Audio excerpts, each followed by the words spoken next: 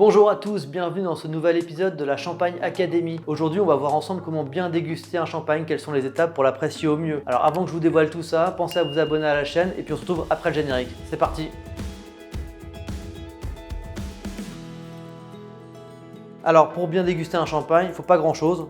Une bonne bouteille, ici on a un grand cru blanc de blanc de la maison de Souza. Une grande bouteille mais à la bonne température, c'est surtout ce qui est important. Autour de 8, 9, 10 degrés, ça dépend un petit peu des champagnes. Là c'est un blanc de blanc, 8, 9 degrés c'est parfait. Et puis il faut des bons verres, enfin un bon verre en tous les cas. Moi j'ai choisi le modèle universal de la marque Sidonios, qui est une marque française. Donc voilà, c'est un verre que j'aime beaucoup, qui s'adapte très bien au champagne. Donc voilà, là je suis équipé, j'ai mon verre, ma bouteille. Il ne reste plus qu'à ouvrir ça et puis on va détailler les 3-4 moments clés de la dégustation. Donc évidemment, je passe rapidement sur l'ouverture de la bouteille. Il y a un tuto sur la chaîne où on a expliqué comment faire ça de façon très élégante. Donc je prends ma bouteille, je prends mon verre, jusque là tout va bien et je verse doucement le champagne jusqu'à à peu près un tiers sur un verre comme ça.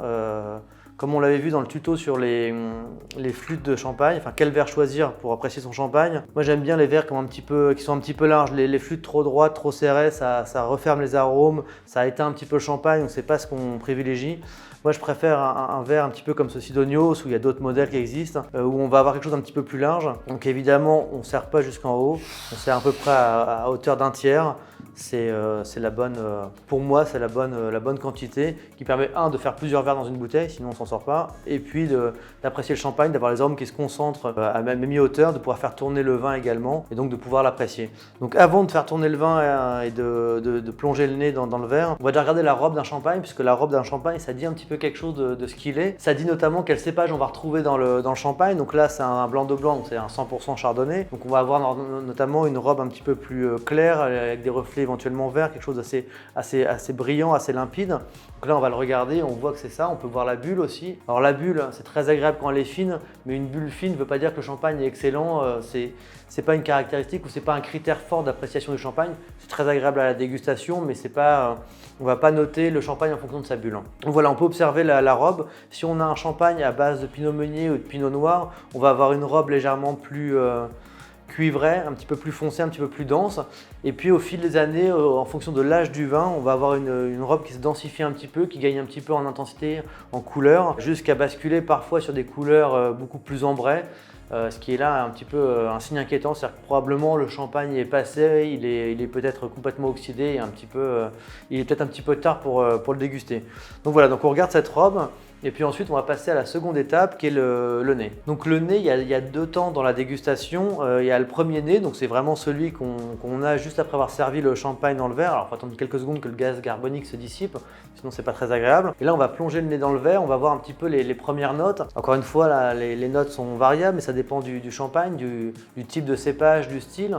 Sur un blanc de blanc, on va avoir des choses plutôt autour de l'agrumes, autour des fleurs blanches, quelque chose un peu frais, un peu léger. On peut y revenir, il faut prendre le temps, c'est quelque chose qui se fait tranquillement, c'est une étape importante, c'est aussi le premier contact avec le vin, donc on s'apprivoise un petit peu.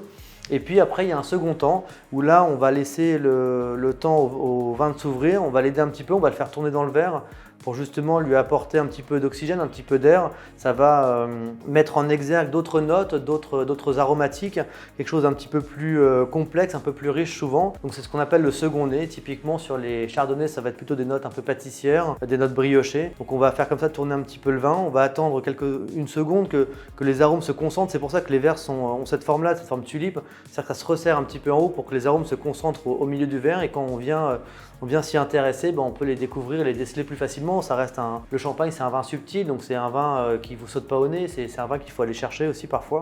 Donc voilà, on fait ça, on s'intéresse au vin. Et là, on retrouve ces notes, effectivement, ce ne sont pas les premières notes, on a des notes un petit peu plus avancées, un peu plus riches, comme je disais, et qui donnent un second aperçu de ce qu'on va pouvoir avoir à la troisième étape, l'étape peut-être la plus agréable, en tous les cas, celle que tout le monde attend, c'est la dégustation. C'est vraiment là où on va prendre contact et on va goûter le vin en tant que tel. On va passer à la dégustation, donc on goûte le vin, on prend une petite gorgée qu'on va faire rouler un petit peu sur le palais pour lui apporter un petit peu d'air, encore une fois, pour l'ouvrir un petit peu plus. Et puis ce qu'on va ressentir dans les premières secondes, dans les 2-3 premières secondes, c'est ce qu'on appelle l'attaque. C'est la façon dont le vin se présente, la vivacité, l'intensité qui met sur le palais, le premier contact. Donc, en général, en Champagne, on a des vins plutôt assez nerveux, plutôt assez vifs, donc on a une attaque de ce type-là, c'est ce qu'on attend en Champagne. Mais on peut avoir des champagnes un peu plus ronds, un peu plus souples, un peu plus arrondis, selon leur âge ou la façon dont ils sont travaillés. Donc voilà, ce premier contact est important, c'est l'attaque et on le voit tout de suite. Donc là, on a une attaque qui est fraîche, mais pas trop finalement, elle est relativement arrondie. Bon, c'est un champagne qui a aussi été élevé sous bois, donc ça apporte un petit peu de souplesse. Et on a cette sensation qui vient remplir le palais, puisque c'est le second temps. Une fois qu'on a décelé l'attaque, on a vraiment la partie dégustation en tant que telle, c'est-à-dire que le vin vient tapisser la bouche et on voit un petit peu comment il s'exprime à la fois sur son aromatique, sur son intensité, sa nervosité, sa fraîcheur, sa tension. Il y a beaucoup de termes qui sont un petit peu dans le même univers. C'est-à-dire qu'on a des champagnes qui vont être très droits sur le palais, ils vont vraiment imprimer le haut du palais. Et il y a des champagnes qui vont être au contraire beaucoup plus riches, beaucoup plus larges. Et on va vraiment le sentir sur les joues. L'aromatique va s'exprimer vraiment de ce côté-là. Donc là, on parle de champagne ample, de champagne riche, large. Et puis au contraire, sur les champagnes beaucoup plus droits, beaucoup plus tendus, l'expression aromatique va se faire sur le haut du palais. Avec un dernier élément, c'est la texture du vin. On a un ressenti sur la bouche. Est-ce que le vin est soyeux? Est-ce qu'il est fluide? Voilà, donc c'est des mots, c'est assez personnel. Une dégustation de toute façon est très personnelle. L'aromatique, la perception des choses et la dégustation est propre à chacun. Mais c'est vrai que c'est important d'avoir des ressentis en fonction de l'élevage, du vin, de la façon dont il est travaillé. On va avoir des touchés de bouche plus soyeux, plus crémeux, plus fluides. C'est aussi une partie de la dégustation. Et puis la dernière partie, c'est la mémoire que laisse le champagne, c'est-à-dire est-ce qu'il reste en bouche, c'est vraiment ce qu'on appelle la finale. Est-ce qu'elle dure? Est-ce que pendant plusieurs secondes, on a une réminiscence de ce qu'on a goûté? Est-ce que ce vin laisse un souvenir ou au contraire, est-ce qu'il est très court? Est-ce qu'il s'efface? Donc c'est une partie importante sur laquelle on va retrouver parfois des notes un petit peu différentes, des notes d'une légère amertume, parfois des notes iodées quand c'est un vin qui a été, un champagne qui est issu de terroirs très crayeux, on va retrouver cette amertume et ces notes iodées surtout. Donc voilà, c'est vraiment les derniers points, les derniers souvenirs qu'on laisse et c'est ce qu'on appelle la finale et savoir si un vin vibre longtemps ou moins longtemps en fonction de sa qualité propre. Voilà les 3 temps de la dégustation et puis il peut y avoir éventuellement un 4e temps qu'on ne va pas détailler ici mais pour lequel on a beaucoup fait de vidéos, c'est l'accord. Ça peut être une 4e vie, un 4e moment du vin. C'est-à-dire qu'en fonction du plat que vous allez servir à ce moment-là, de l'accord que vous allez faire, il peut y avoir une nouvelle dimension au vin, une nouvelle résonance. On a été voir de nombreux meilleurs ouvriers de France à travers la France. On a été voir des fromagers, des charcutiers, on a été voir des chefs étoilés également. Donc voilà, on a pu balayer un ensemble d'accords possibles avec le champagne. On découvre qu'il y a des très belles choses et donc ces accords, ce qui est intéressant, surtout ce qu'on va rechercher, c'est que ça donne une autre dimension, à la fois au plat bien sûr, au mets qu'on va choisir, mais aussi au vin, au champagne qui va s'élever, qui va prendre d'autres facettes, dévoiler d'autres facettes et c'est ça qui est intéressant dans la dégustation. Et puis l'allié de la dégustation, surtout quand on est tout seul face à la caméra et qu'on a une bouteille, c'est le stop bulle.